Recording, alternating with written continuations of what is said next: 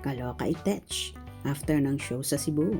Paulo, nanlamig at nagbago nga ba kay Kim Chiu?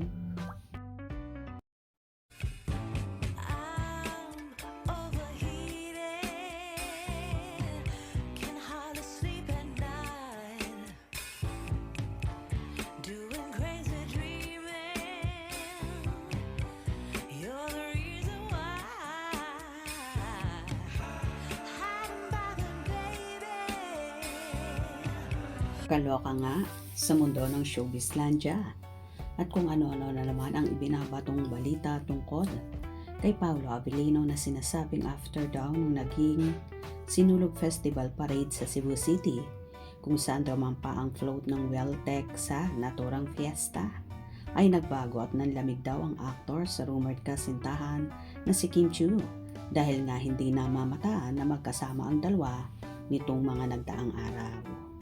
Sa mundo ng showbiz, hindi nabago ang mga intriga at espekulasyon.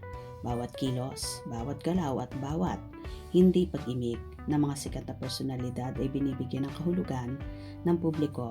Kamakailan lamang naging sentro ng usap-usapan sa social media ang tambalang Kim Chiu at Paolo Abilino o mas kilala sa tawag na Kim Pao. Ang mainit na issue, nagbago na raw ang pakikitungo ni Paolo kay Kim matapos ang kanilang pagdalo sa Sinulog Festival at pagbalik sa Manila. Nagsimula ang lahat sa mga obserbasyon ng ilang netizen at mga tinaguriang bashers sa social media. May mga kumakalat na video at kwento na nagsasabing tila ng lamig si Paolo Abilino sa kanyang on-screen partner at rumored girlfriend na si Kim Chiu. Ang pinag-ugatan ng espekulasyon ay isang insidente kung saan may isang fan na nagtanong kay Paolo kung nasaan si Kim o bakit hindi niya ito kasama. Sa halip na sumagot o magbigay ng pahayag, na natiling tahimik ang aktor at tila hindi pinansin ang tanong. Para sa mga kritiko, ito ay sapat ng basihan upang sabihin may problema sa paraiso. Mabilis na kumalat ang interpretasyon na kaya hindi sumagot si Paolo ay dahil wala na siyang pakialam o di kaya ay unti-unti nang lumalayo ang loob nito sa aktres. Binibigyan diin ng mga kritiko na nung nasa Cebu pa sila para sa festival. Napakasaya at napakatamis ng kanilang samahan. Ngunit pagtapak umano sa Manila, biglang nag-iba ang ihip ng hangin. Ang ganitong mabilis na pagbabago ng mood ay naging meet siya ng iba't ibang teorya mula sa mga taong sumusubaybay sa kanila.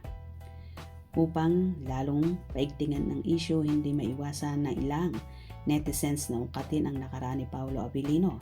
Pilit na ikinukumpara ng mga bashers ang kasalukuyang sitwasyon kay Kim Chiu sa naging relasyon ni Paolo kay Janine Gutierrez noon. Ayon sa mga mapanirang komento, ang ipinapakitang panlalamig daw ni Paolo ay pattern na ng aktor. Sinasabi nilang kung ano ang ginagawa niya sa kanyang mga nakaraang karelasyon ay siya rin gagawin niya kay Kim.